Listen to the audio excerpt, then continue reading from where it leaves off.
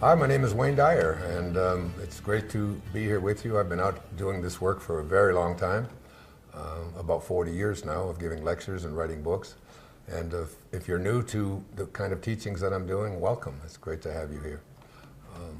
In the last, 6 months or so of my life, I've just been having these very powerful callings. These are things that I've talked a lot about in my life, that callings. We all have them. We have these sort of interior inclinations about what we ought to do, these things that we call burning desires. I've been listening to them my whole life. I've written an entire book about all of those burning desires that impacted me. I Can See Clearly Now is the name of that book. And one of the things that I've been called to read it was sent to me by an unknown person who thought that it would be something I could really benefit from. It was actually a book that Elvis Presley, believe it or not, carried around with him wherever he went. In fact, when he died, he had a copy of it with him, I'm told. The book is called The Impersonal Life. Just a small book. This is what it looks like. It was written in 1914, over 100 years ago. And it was written by a man who wouldn't give his name to it because he was a Lutheran minister. And he felt that the kind of teachings that he was offering in this book, which were really sort of a form of channeled writing. Now, I think all writing is channeled. I think it just all comes from the great impersonal universe that's out there in each and every one of us. Even these words that I'm saying now are words that I just allow to come to me. The man's name was Joseph Benner. He died in 1940, the year I was born. And when he passed away, his wife wanted to make sure that he was given credit for what he had written, so she revealed that his name wasn't anonymous, but it was Joseph Benner, and he was a Lutheran minister from Akron, Ohio. And he received this information very much like the Course in Miracles or the Urantia book, some of the most significant books I've ever looked at in my life, and with great, great teachings, powerful teachings. But this is just a book. It's just a couple hundred little pages, very short, and there's 18 chapters. And each of the chapters are written as if there were something within each and every one of us that he calls the impersonal life. He makes a distinction between our personal life, which is really basically our resume, and our senses, our five senses, what we can see, what we can touch, what we can hear, what we can feel, what we can smell. This is our personal life. My personal life is I'm 74 years old. I was born in 1940. I've written 45 books. I've done all of these things and each and every one of us has sort of a resume. And then there's the impersonal life. And the impersonal life, to understand the impersonal life is to really understand who you are. And most of us don't get it. We really are so connected to a belief that tells us that who I am is what my eyes tell me.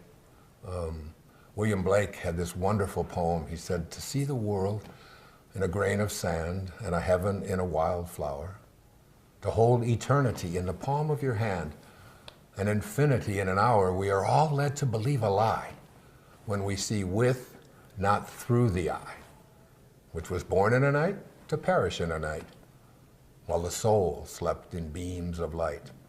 When you see with the eye rather than through the eye, we are really living a lie, because this part of us is something that comes and that it goes. But there's a part of us that is infinite, that is impersonal. The way I like to look at it is to take a look at my fingernails. I tell my audiences very frequently, just hold your fingers out in front of you and notice that you have 10 fingers. And say to your fingernails that are at the end of each one of these fingers, I want you to stop growing tonight. I'd like you to just stop that. I'm tired of having to clip you. I've got to do all these little cuticles. There's so many things I have to do with you, and I'm just tired of it. I'd like you to stop growing.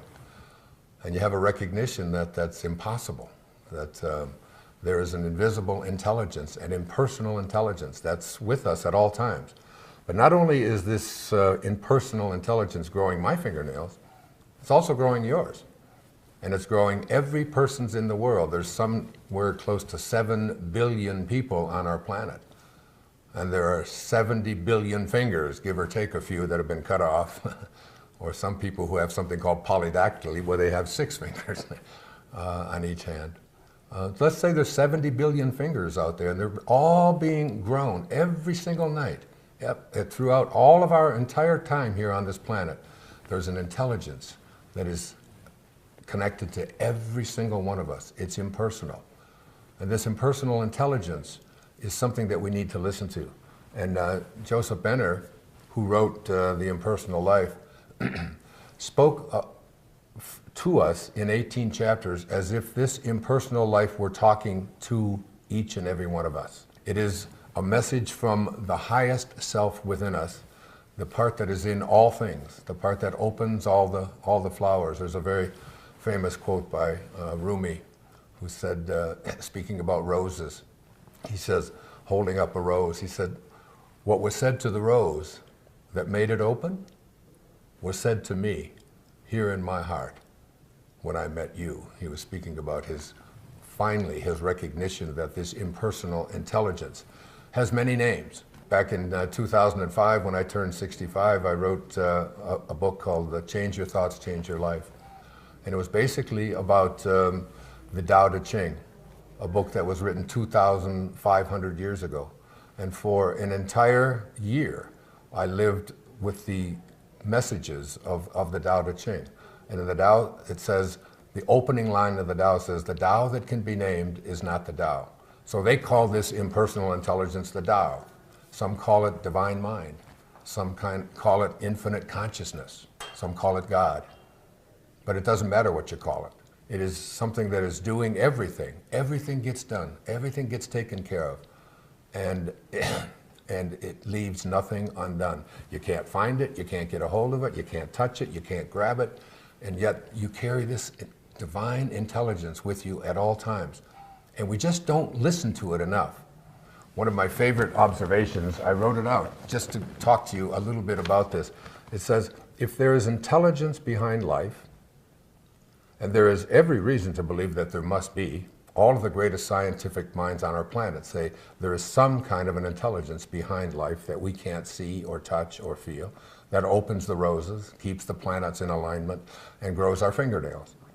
Then all of that intelligence is innate in each creation of that intelligence. Thus, universal mind is complete and entire within each and every one of us. So all you have to do is discover for yourself its power and its perfection that is within you. It is something that you can consult. I was reading my friend Deepak Chopra's latest book. It's called The Future of God. And he has an observation, a quote in there that's very similar to what I just said. He said, if God is the creative source of everything, and God is in us, then therefore the creative source of everything must be in us.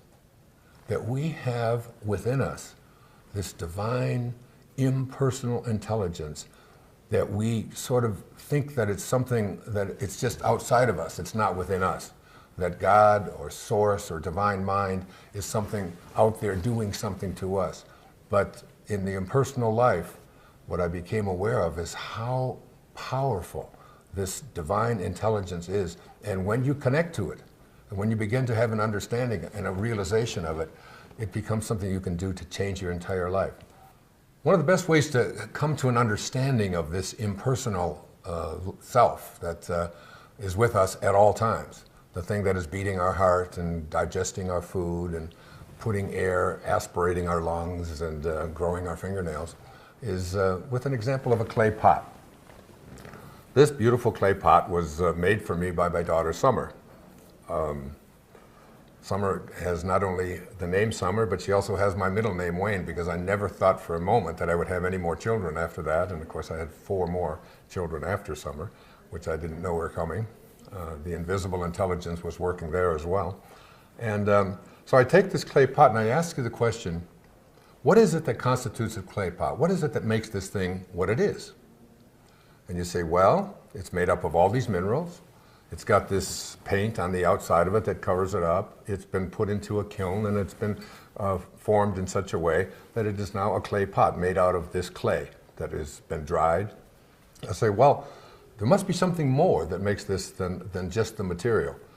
So my example is, if I were to take a hammer and I were to just hit this clay pot, So we would see that all of the material would still be there, the covering would be there, everything would be right there, but we still wouldn't have a clay pot, even though all the material is there. Because what we also need in order for this pot to exist is the space inside, the invisible space that's within it. And that invisible space is something that if we don't have it, the pot can't exist. Now, if you just use the example of yourself as a clay pot and look at your own body, and your own body is made up of rivers of fluid, and it's made up of bones, and it's made up of skin, and it's made up of so many different chemicals in your body. And if we were to take your body, chop it up into 1,000,000 pieces and lay there, all of the essence of who you are, the physical essence of who you are would be there. But what would be missing would be the invisible intelligence within, this divine intelligence, whatever. That, without that quiet, soft interiority, that impersonal, non-physical space within, this thing couldn't exist. And that invisible space is something that is within each and every one of us. I was also directed to read a book called Vasistha's Yoga. And it's an ancient teaching that goes back 2,300 years ago. And in this teaching, Vasistha says that just as space is unconcerned with all of the clouds that manifest within it, so is the infinite intelligence, that invisibleness within us, that is something more than just the physicalness that makes us up, that is also infinite as well. When we recognize our own infinity, and we'll begin to understand that without the invisible space that's within each and every one of us, who we are doesn't exist at all. Who we are is just a bunch of bones and things. Not too long ago, 2.5 years ago, my beautiful mother passed away. She was cremated. What they did is they handed us an urn. And this urn was kind of a heavy urn, and it had all of these ashes within it, all of this dust. And it was my brother Jim was there with me, and my brother Dave, and the three of us, and they gave this to us. And I looked at this dust, and I said, surely this isn't Mother. We can't think of that this is Mother. I think about Emily Dickinson, the great poet from Massachusetts, the Belle of Amherst, she was called. She would say, holding up a handful of dust, this quiet dust was gentlemen and ladies and lads and girls, was laughter and ability and sighing and frocks and curls. Even Longfellow had this wonderful poem. He said, life is earnest, life is real, and the grave is not its goal. Dust thou art, to dust returneth, was not written of the soul. This thing called your soul, this interiority, this invisibleness, this space that makes anything existing, like this beautiful pot, it simply cannot exist without the invisible space within it, and neither can you. That interior, invisible intelligence that is within each and every one of you is something that you must have in order to exist. One of the most important chapters in this little book that I read is called Finding Me. And you know, throughout the entire time that I was reading this book, and I read one chapter at a day, I've actually read this, I completed my 8th reading of this book. It's one of the treasures that I carry around with me. And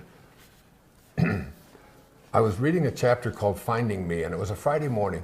As I was reading it, I kept saying, okay, I know that this invisible intelligence is within me. I know something is growing my fingernails. I know that there's an infinite part of me. I know that. But how do I find it? How do I get in touch with it? How can I get a hold of it and grab it? And this was Friday morning. It was about 9 o'clock. And I was getting ready to go to the bank. And I go to the bank on Friday, and generally, because my kids come to visit me, my kids like cash. You know, that's just one of the things that they're fond of. So when they come to visit me, I go to the bank and I get some cash for them. And every Friday when I go to the bank, there's a woman there at the bank, and she works as a teller. She has 3 children, a set of twins, and another little girl. And her husband has very serious diabetes, and she works as a teller supporting all of them on Maui. So I was thinking, but whenever I go to the bank and I see her, I always put a couple of $100 underneath her keyboard there. And I always wonder, I hope this is okay that I'm doing this. I'm not sure if it's legal or not legal. I know there's cameras out there, but it's just something that I've been doing for a couple of years now. And when I'm going to the bank, I always want to make sure that she is there so that I don't miss her, because I think after a while she's probably become dependent upon it. So I was finishing chapter 16, thinking I'll read chapter 17, but I want to go to the bank and I want to go. I don't know what time she's going to take a break, and sometime her lunch is later. And finally I just said, forget it all. I'm just going to go now to make sure that I'm there. So I go to the bank and I meet and I see her, and I do exactly what I've been doing every week for as long as I can remember now. And on the way home, there's a woman who works at the dry cleaning plant, and she's very sick. She's not very healthy, and she's got a very sick husband as well. She's considerably overweight, and she's just always in this hot sweat box kind of a place. And I usually just stop in there, say hello to her, and give her something. I give her some money just to help her out. She came to me one time and she said, when I gave that to her, she looked at me, she said, "Are you God?" And I said, "Guess what? Yes, dear, I am. And so are you. We are all God. That impersonal intelligence is in each and every one of us. We could just call it God or soul or spirit or Tao. It doesn't make any difference." So I did that. I drove all the way back, got back to my place, and I picked up chapter 17 called Finding Me. And this is what it said. It said, "The best and the surest way you may know me is when selfless love fills your heart, and there is a strong, compelling urge to help someone, to heal their ills, to relieve their suffering, to bring them happiness, to point out the true way. That is the actual feel of me within you, pushing the personality aside, pushing aside your resume and all of the things that you believe with your senses, but using your mind and your body for the purpose that I created them as avenues for the expression of my real nature, which is perfect love, the Christ of God, the one vitalizing, quickening, life-giving, strengthening, healing, all-supplying, all-informing power in the universe." That power in the universe, that impersonal self, it's talking to us all the time. I said at the beginning here that I had a calling, a burning desire to read this book because someone sent it to me. And people send me thousands of books, and most of them I have to give away to libraries and so on because I can't read them all. But somehow this is something I had to do. Vasista's Yoga was sent to me, and I recognized that just as the space is unconcerned with the clouds that form in it, so is the infinite intelligence or the infinite consciousness from which we all manifest. It is unconcerned also with everything that manifests within it. And just remember, as you think about this, the clay pot. It couldn't exist without the interior space within, the silent, invisible space. And that invisible space doesn't need the clay in order for it to exist. And when this thing is over and it is done and what we call its death, the infinite intelligence or the space within it just continues on and on and on. What I want you to do is become aware of that divine intelligence, invisible that it is within you. It's always talking to you. It's got great messages for you. And every burning desire that you've ever had placed into your consciousness is something that is placed there, not by your personal self, not by because you can't get a hold of a desire. You can't see it. We can go inside your brain and we can find the command center, which allows you to have a thought that says, I think I'll wiggle my finger or anything else. But there's a commander in the command center that is your impersonal self. And it is the divine intelligence. And it is always speaking to you and encouraging you and giving you callings.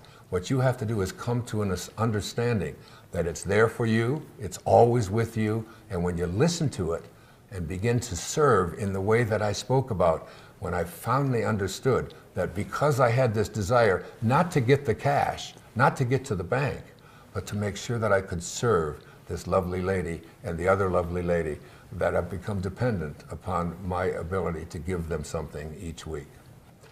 So I have created a whole series of free videos just for you. And the next one is going to be focused on I am light, something that each and every one of us carry around with us and we're not even aware of its power within us.